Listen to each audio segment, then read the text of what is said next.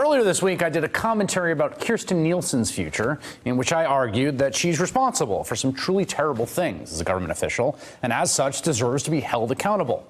And I referenced another person who is responsible for some truly terrible things as a government official, and who has gotten off more or less scot-free.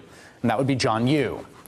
John Yoo wrote the infamous torture memo during the Bush administration. The memo redefined what interrogators could do in order to allow them to commit what is widely understood and was understood before his memo as torture, and just not call it torture. Now, on Trump TV, Mr. Yoo was asked about me calling him out, and this was his response. I got to say, no one ever told me that one of the perks of being in the government would be being second-guessed by some, pipsqueak at MSNBC years later. I go, well, this guy's probably in college trying to pull all-nighters and get hot coffee at 1 a.m.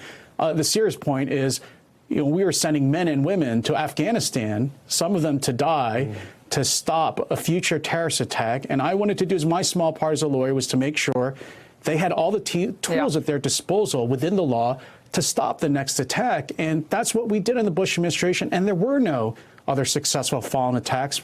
The Obama administration stopped these policies, and unfortunately, we've had a litany of attacks, the Boston Marathon, Well, they never wanted people to work again. So I mean, we all know that. They never want people to be able to work again. That is how desperate the left has become.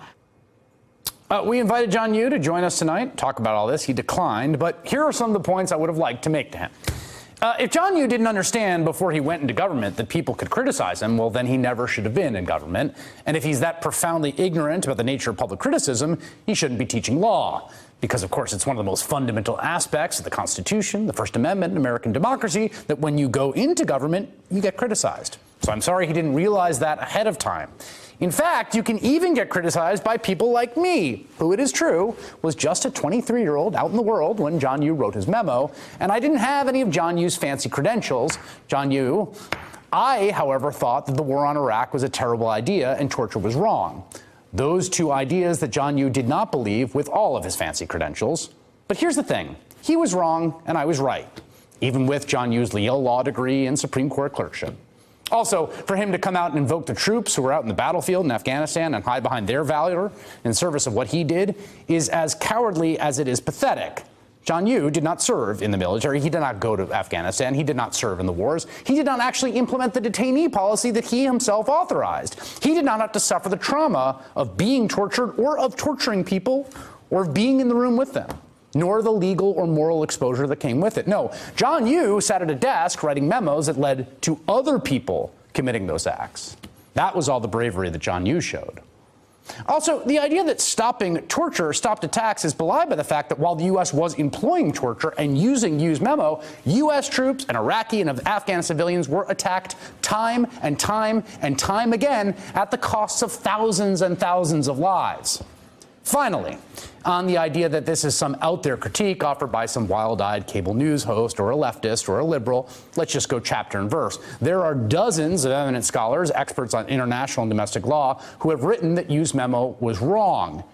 In fact, it was so lawless it was formally withdrawn by the Obama administration when they came to power. And this is not limited to liberals. Here are just a few of the people who think what John Yoo justified was wrong and in contravention of American law and the Geneva Convention. Senator Lindsey Graham, former military lawyer, who told Newsweek in 2006, when you say we won't use torture unless we think we really, really need it, then we're not a rule of law nation. General Colin Powell, who was Secretary of State during the invasion of Iraq, wrote in 2006 letter that due to use policies, quote, the world is beginning to doubt our moral basis for the war against terrorism. And Senator John McCain, who, of course, experienced this firsthand when he was tortured while a POW in Vietnam, who wrote in a 2011 op-ed, quote, much of this debate is a definitional one, whether any or all of these methods constitute torture. I believe some of them do, especially waterboarding, which is a mock execution and thus an exquisite form of torture. As such, they are prohibited by American laws and values, and I oppose them. An exquisite form of torture prohibited by American laws and values. And John Yoo worked to facilitate that exquisite torture. He justified it, and he continues to this day to justify it. Definitely the kind of person you'd want teaching in your law school. Hey there, I'm Chris Hayes from MSNBC. Thanks for watching MSNBC on YouTube. If you want to keep up to date with the videos we're putting out, you can click subscribe just below me or click over on this list to see lots of other great videos.